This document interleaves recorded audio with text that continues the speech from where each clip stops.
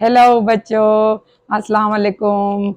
Today we will talk about periodic table. The most interesting topic in our chemistry is जो कि बहुत सारे और टॉपिक्स के बेस बनता है वो है पीरियाडिक टेबल, जो कि हम केमिस्ट्री में भी पढ़ते हैं, बायोलॉजी के साथ भी हम लिंक कर सकते हैं.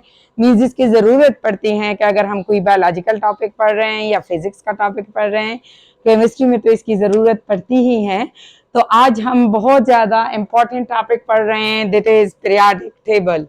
तो पीरियाडिक टेबल में जो कि मैंने ऑलरेडी ये ड्रा किया हुआ है, इसमें फर्स्ट जो हमारे पास स्टैंडिंग होते हैं, ये जो लाइन है जो खड़े हुए हैं, इन खड़े हुए लाइन को क्या बोलते हैं? ग्रुप्स बोलते हैं. ठीक है. इसमें मेनली स्टूडेंट को ये कंफ्यूजन होती है कि हमारे पास पीरियड कैसे कहते हैं और ग्रुप कैसे कहते हैं. पीरियाडिक टेबल में अगर हम देखते हैं तो हमारे पास मॉडर्न पीरियाडिक टेबल में जो हमारे पास ग्रुप्स हैं वो हैं हमारे पास 8. कितने ग्रुप्स हैं? 8 ग्रुप्स होते हैं जो खड़े हुए होते हैं. Groups are in the form of column. किस फॉर्म में होते हैं? ग्रुप्स कॉलम को हम बोलते हैं जो खड़े होते हैं. और जो हमारे पास पीरियड्स हैं, पीरियड्स मीन्स पड़े हुए हैं. पड़े हुए हैं मीन्स जो लेटे हुए होते हैं. ठीक. Periods are in the form of rows. तो आप याद रख सकते हैं पी विद जो पड़े हुए होते हैं. ठीक है. जो लेटे हुए होते हैं तो इसको हम पीरियड्स बोलेंगे, जो यूं जाते हैं, जो पड़े हुए होते हैं. ठीक. और जो खड़े हुए लाइंस हैं, जो खड़े हुए आ रहे हैं, दीज आर ग्रुप्स. ग्रुप्स वैसे भी सिमिलर सब्सटेंसेस को इकट्ठा जब हम कर लेते हैं या सिमिलरली जब हम स्टूडेंट्स के कुछ ग्रुप्स बना लेते हैं, ग्रुप्स मीन्स बंचेस बना लेते हैं, तो वो जो हमारे पास कुछ नंबर्स को हम इकट्ठा करते हैं उनको ग्रुप्स बोलते हैं. और ये क्यों रखा गया है ग्रुप्स में या पीरियड्स में? Periodic table is a very well managed table for the element of for all the element of the periodic table. हम कहते हैं कि ये हमारे पास वो sequential arrangement है एलिमेंट की, जिसमें कि हम एलिमेंट को रखते हैं और इसको पे डिवाइड करते हैं डिफरेंट ग्रुप्स और पीरियड्स में. ग्रुप्स और पीरियड्स में भी क्यों डिवाइड किया गया है?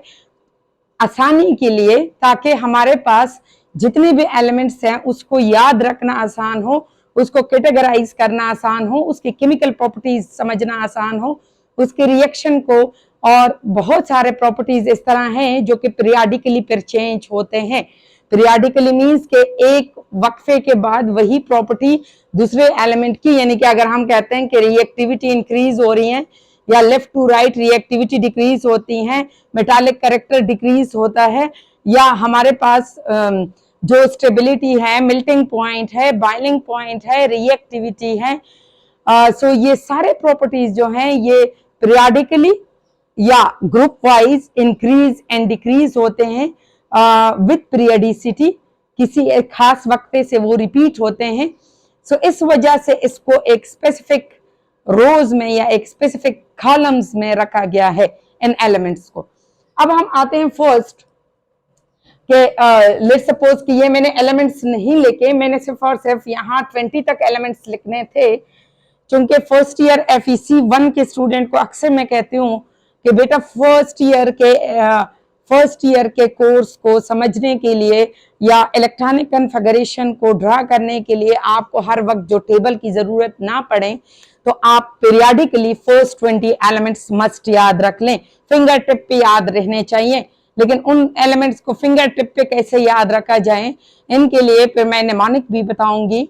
लेकिन आज हम स्टार्ट ले रहे हैं कि हमारे पास जो स्टैंडिंग ये जो हमारे पास स्टैंडिंग कॉलम्स हैं, दीज आर कॉल्ड ग्रुप्स.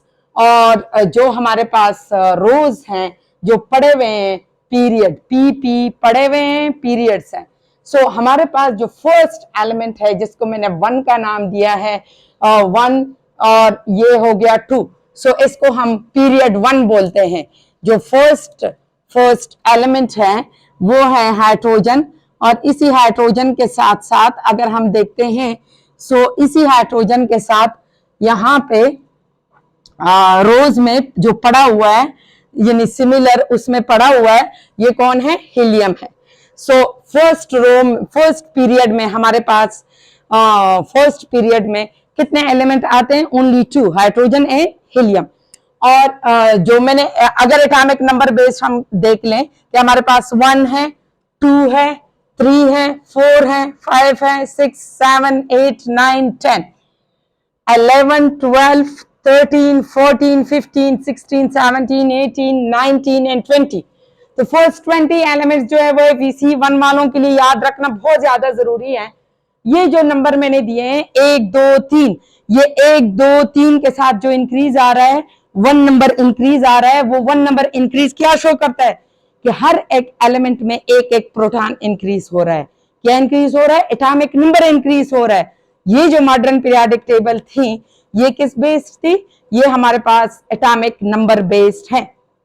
इससे पहले जो मेंडलीव ने कंसेप्ट दिया था, और मेंडलीव पीरियोडिक टेबल जो थी वो बेस्ड थी ऑन एटॉमिक मास, ठीक। लेकिन ये जो मॉडर्न पीरियोडिक टेबल है that is based on atomic number. So हमारे पास एटॉमिक नंबर इंक्रीज हो रहा है, मींस 1 प्रोटॉन इंक्रीज हो रहा है। अब अगर इलेक्ट्रॉन की बात आ जाए, कोई ये सवाल उठा लें कि प्रोटॉन तो इंक्रीज हो रहा है, इलेक्ट्रॉन के साथ क्या होता है? इलेक्ट्रॉन भी इंक्रीज होता है। With 1 proton increase 1 electron will also increases. So हमारे पास ये एक प्रोटॉन मींस हाइड्रोजन में कितने प्रोटॉन है? 1। एटॉमिक नंबर हाइड्रोजन का कितना हो गया? 1। सो हीलियम में कितने प्रोटॉन हो गए? 2। और एटॉमिक नंबर क्या हो गया? 2। लिथियम में इसी तरह हमारे पास एटॉमिक नंबर 3 है, बेरिलियम 4 है, बोरान 5 है, कार्बन 6 है, नाइट्रोजन 7 है, ऑक्सीजन 8 है, फ्लोरीन 9 है एंड नियॉन 10 है। इसी तरह हमारे पास एटॉमिक नंबर इंक्रीज हो रहे हैं। अब अगर हम इसको नाम दे दें कि हमारे पास ये जो पीरियड था ये फर्स्ट पीरियड था, क्या था? ये जो मैंने कहा कि पहले पीरियड में फर्स्ट पीरियड में कितने एलिमेंट आते हैं? ओनली 2, हाइड्रोजन एंड हीलियम जो पड़ा हुआ है। तो फर्स्ट पीरियड सबसे शॉर्टेस्ट पीरियड है, उसमें कितने एलिमेंट आते हैं? Only 2, hydrogen and helium. और जो सेकंड पीरियड है वो है हमारे पास ये वाला, जिसमें हमारे पास आते हैं 1, 2, 3, 4, 5, 6, 7, 8 एलिमेंट आते हैं normally. Normal element in group period second is 8, ठीक। इसी तरह ये हमारे पास पीरियड 3 है, ये 4 है, ये 5 है, ये 6 है और ये 7 है। सो टोटल पीरियड कितने हो गए? 7 हो गए। लेकिन पीरियड क्या इंडिकेट करते हैं? पीरियड हमारे पास पीरियड इंडिकेशन देते हैं, will shows us about the number of shell, what? Number of shell और ऑर्बिट।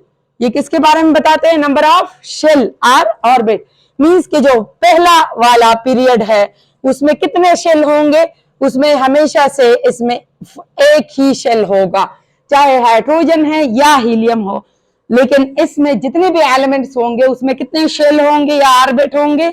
शेल या ऑर्बिट हम उस एरिया को कहते हैं, it is the area or space around the nucleus where probability of finding an electron is maximum. So हम इस shell या ऑर्बिट को एक सर्कल फॉर्म में ड्रा करते हैं। लेकिन पहले पीरियड क्या शो करते हैं? नंबर ऑफ शेल या ऑर्बिट के बाद। यानी पहला पीरियड में अगर मैं आपको बताऊं कि हीलियम पहले पीरियड का एलिमेंट है, आपको नहीं पता है कि उसकी एटॉमिक नंबर क्या है, और फिर हम आपसे पूछ लें कि इसमें नंबर ऑफ शेल कितने होंगे, तो पहले पीरियड का है, बगैर सोचे समझे कहें कि इसमें शेल कितने होंगे? 1। और अगर सेकंड पीरियड का है तो उसमें शेल कितने होंगे? 2। कितने होंगे? 2। और अगर थर्ड पीरियड का कोई एलिमेंट है तो उसमें शेल कितने होंगे? 3।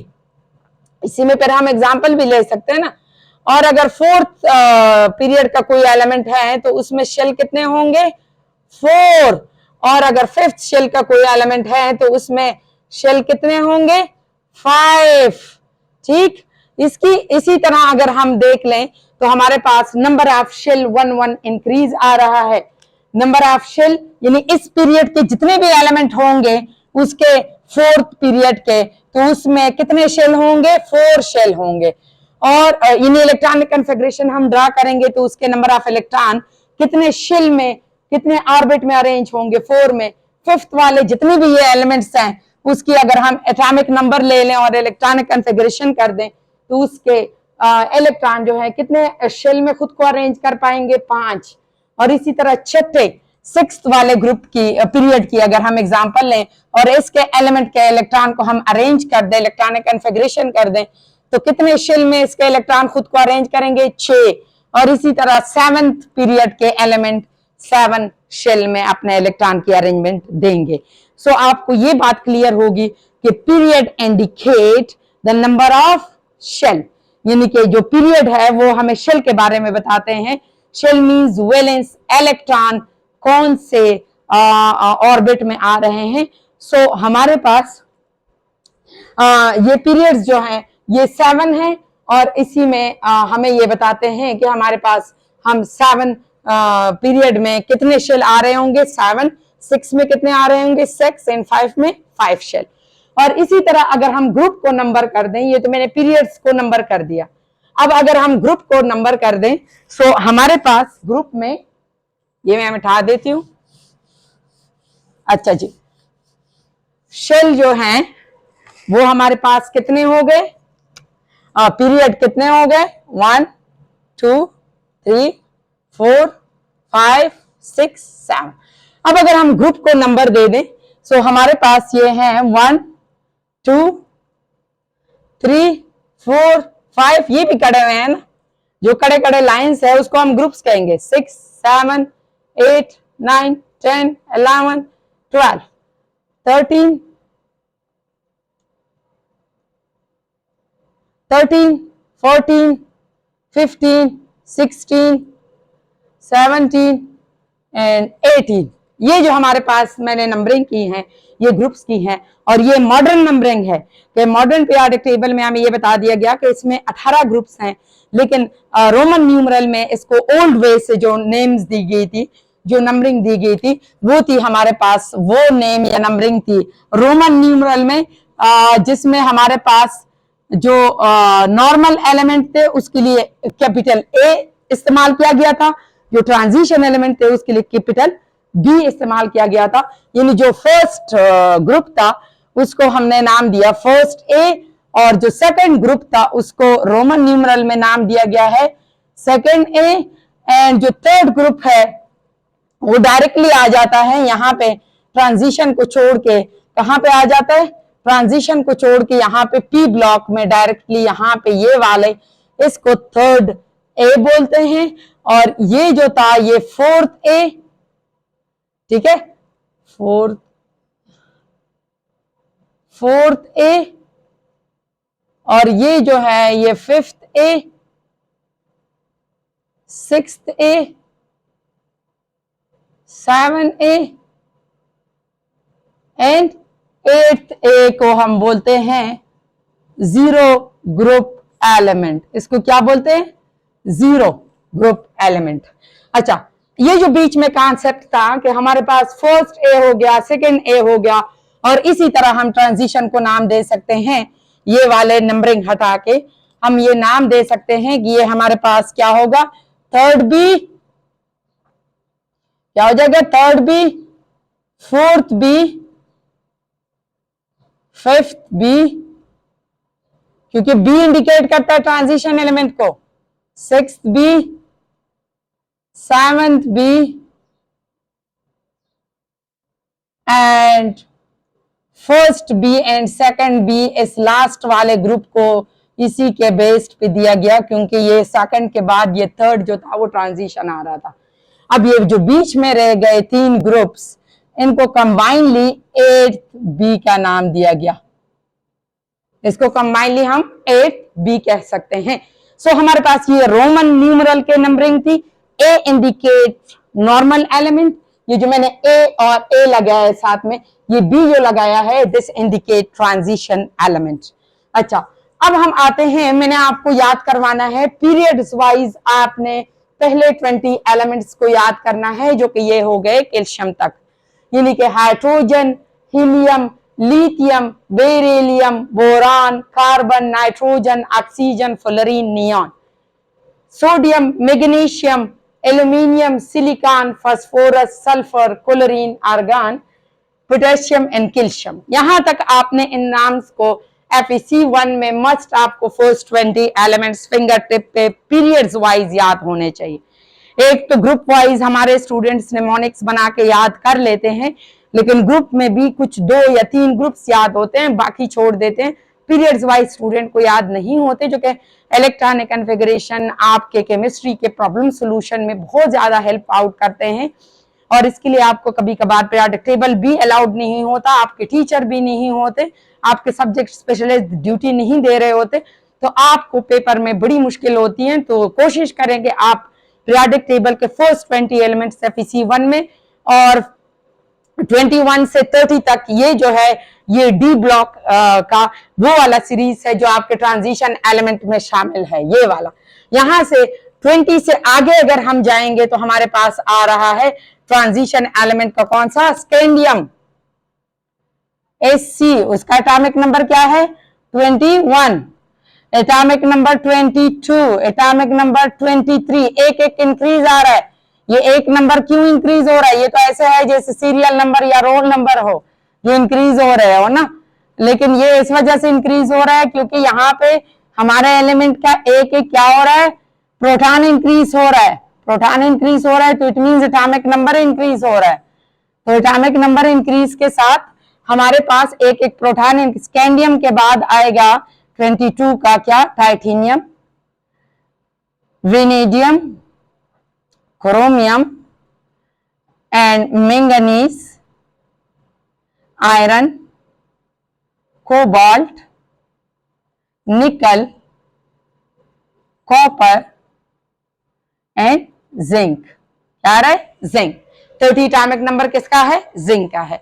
इसके बारे में भी ये यहां से डी ब्लॉक या D orbital in the process of completion start हो जाता है। तो ये मैं बताऊंगी कि किस तरह हमारे पास ये डी में इलेक्ट्रॉन की अरेंजमेंट होती है और आपने किस तरह इसको याद रखना है। इन एलिमेंट्स के निमोनिक भी मैं बताऊंगी, लेकिन ये एटॉमिक नंबर 30 तक FEC होल FEC1 एंड 2 के लिए स्टूडेंट्स को पीरियड्स वाइज ये फर्स्ट 30 एलिमेंट्स याद रखने हैं। अच्छा, अब अगर हम आ जाएं, पहले इनके लिए मैं निमोनिक याद करने के लिए निमोनिक भी बता दूंगी, लेकिन आप लोग इतने रिपीट करें कि ये खुद ब खुद याद हो जाए। अगर नहीं होते तो निमोनिक मैं इंशाल्लाह नेक्स्ट वीडियो में बताऊंगी विद डिटेल, ग्रुप वाइज भी और पीरियड्स वाइज भी। अच्छा, ताकि आपको होल पीरियोडिक टेबल याद हो जाए। अब हम आते हैं टुवर्ड्स द SPND। हमारे पास इस पीरियोडिक टेबल को ब्लॉक्स में डिवाइड किया गया है। ब्लॉक्स मींस कि ये हमारे पास डिवाइडेड है N2 S block, P block, D block and F block element. क्यों इसको बोलते हैं SPDF, नाम सुने होंगे आपने। हमारे पास जो भी एटम हो, एटम एक स्मॉलेस्ट पार्टिकल है, लेकिन इस स्मॉलेस्ट पार्टिकल में all around the nucleus electron की अरेंजमेंट हुई है। अगर वो इलेक्ट्रॉन किसी एक खास जगह पे रहते हैं तो उसको हम कहते हैं शेल, और उस शेल में फिर से कोने बने हुए हैं, हम कहते हैं कमरे बने हुए हैं, सब शेल जिनको बोलते हैं। और सब शेल में फिर से हमारे पास खाने बने हुए हैं जिनको सब शेल या ऑर्बिटल बोलते हैं। तो हमारे पास जो सब शेल्स हैं वो हैं जहां पे इलेक्ट्रॉन पाए जाते हैं, दैट इज SPDF।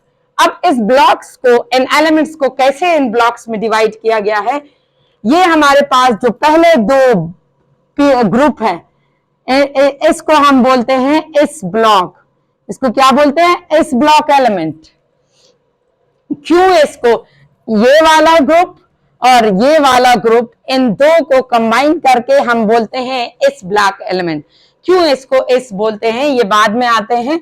और ये 3rd से लेके 8 तक जो हमारे पास एलिमेंट है इसको हम बोलते हैं P ब्लॉक एलिमेंट। क्या बोलते हैं, P ब्लॉक एलिमेंट।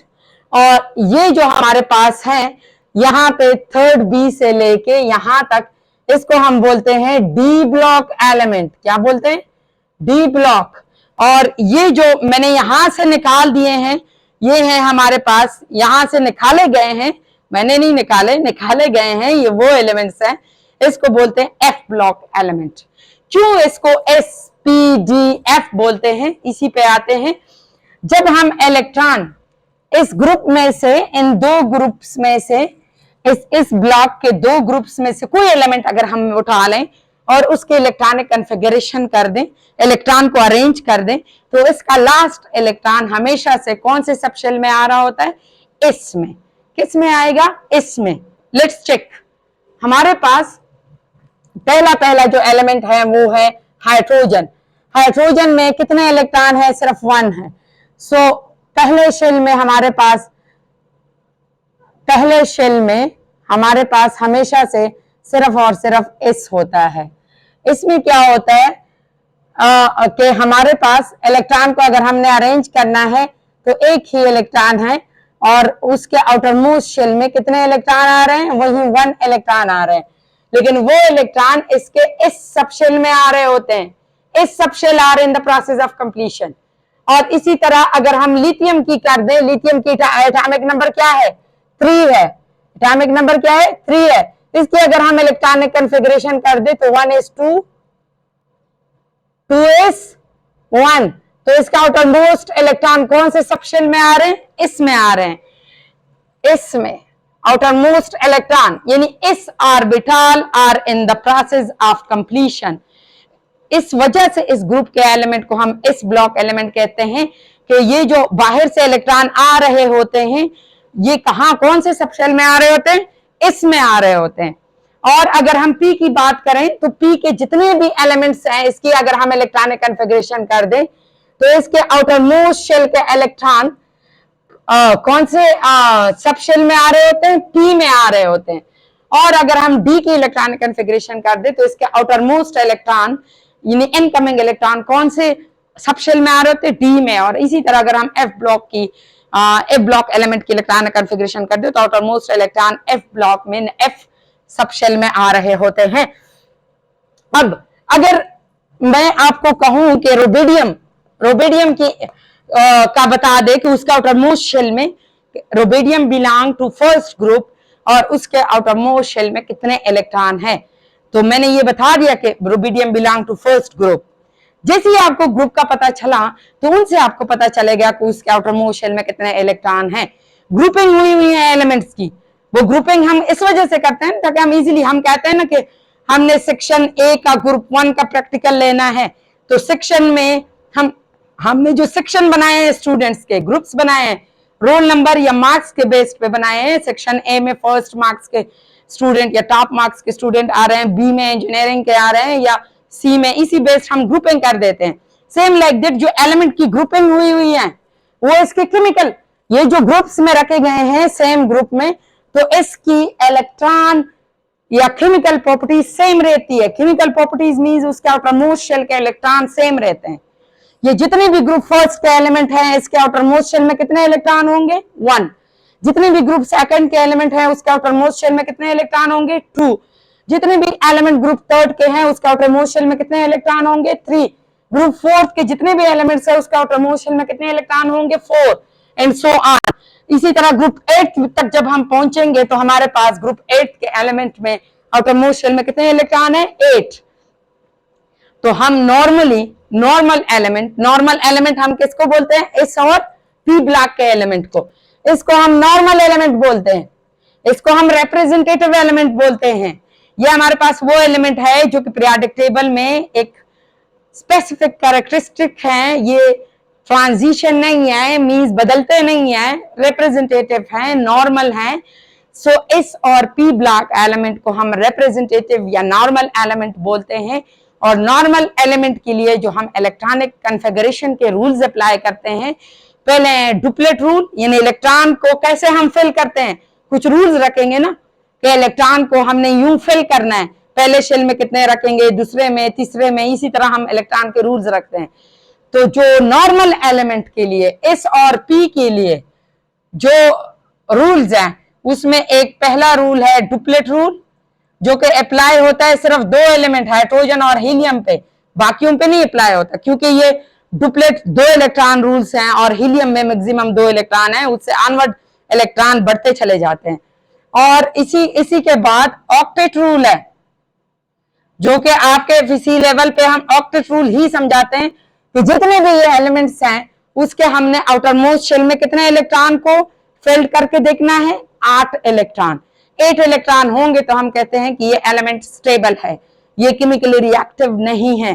तो ऑक्टेट रूल अप्लाई होता है ऑन एस और पी या नॉर्मल एलिमेंट्स पे, जिसमें अगर हम देखते हैं तो हमारे पास जो फर्स्ट ग्रुप के एलिमेंट हैं उसके आउटर मोस्ट शेल में कितने इलेक्ट्रॉन होंगे, only 1।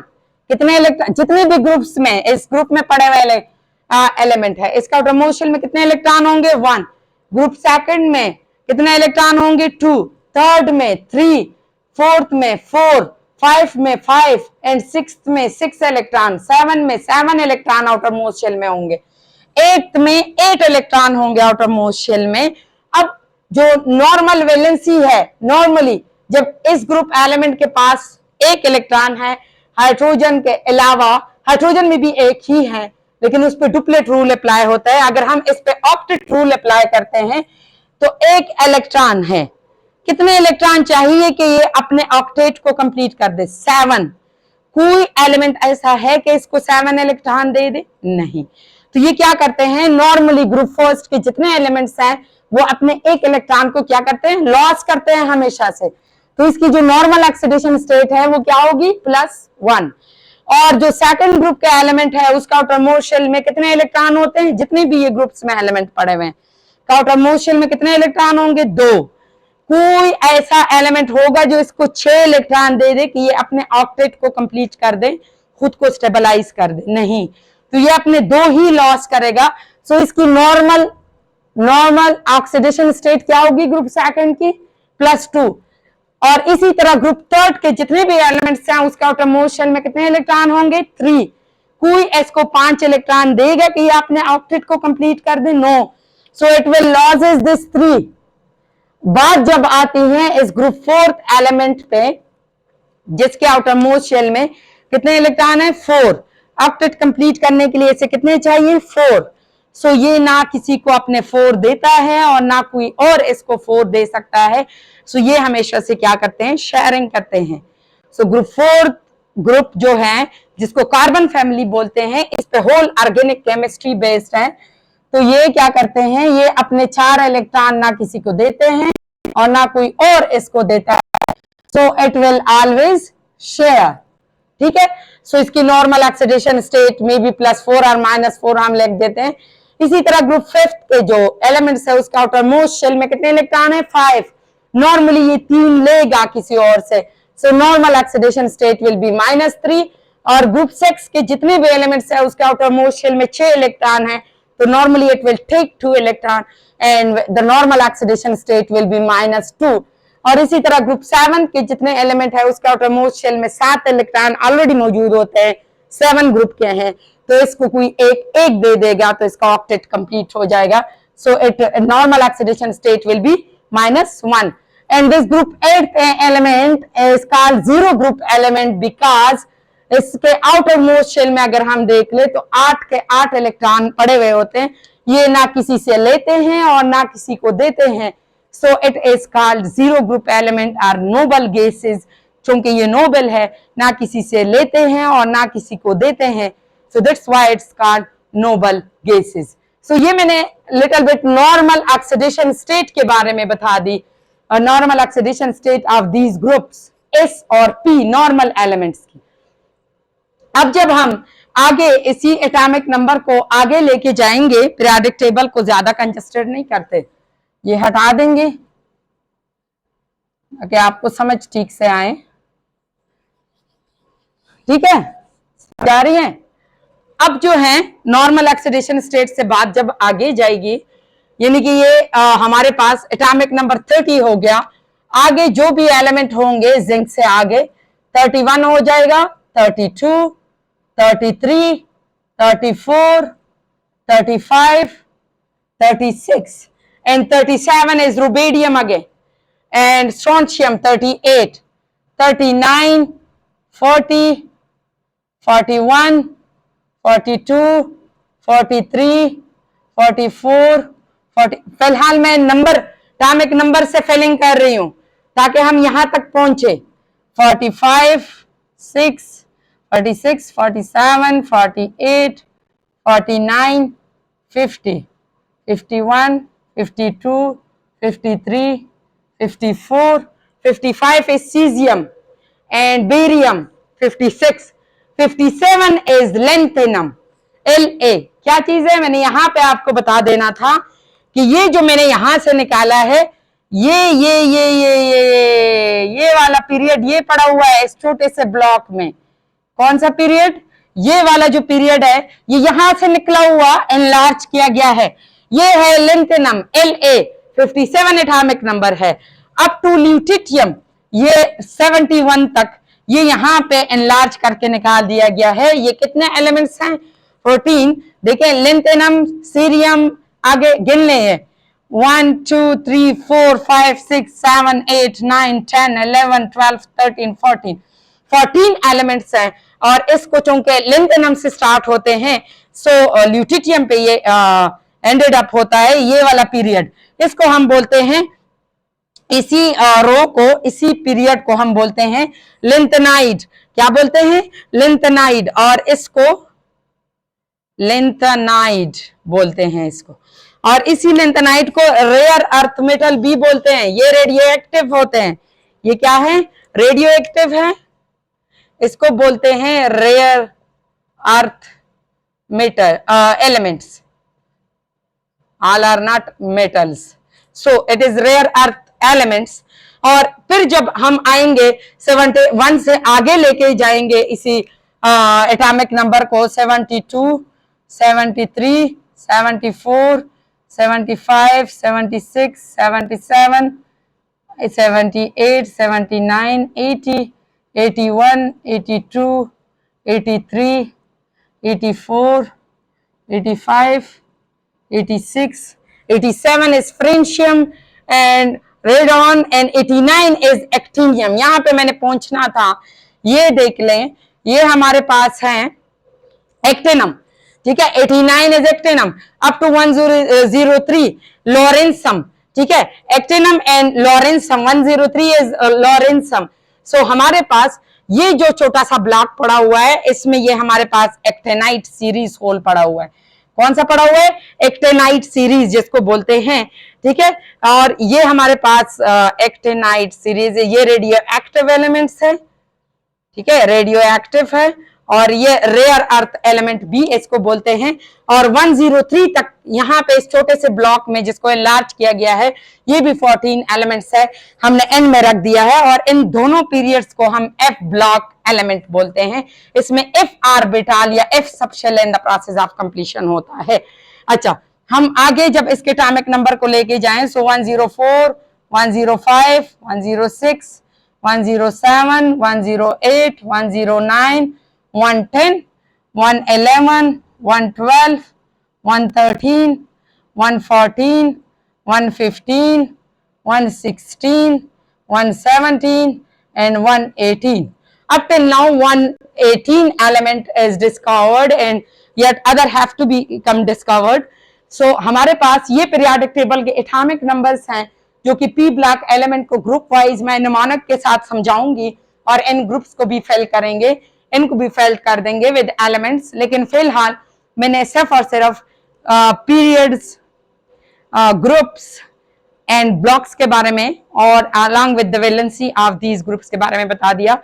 Inshallah we'll see you in my next one lecture with the periodic table mnemonics. In order to memorize that periodic table in an interesting way, I will tell you some interesting mnemonics. Thank you for watching me.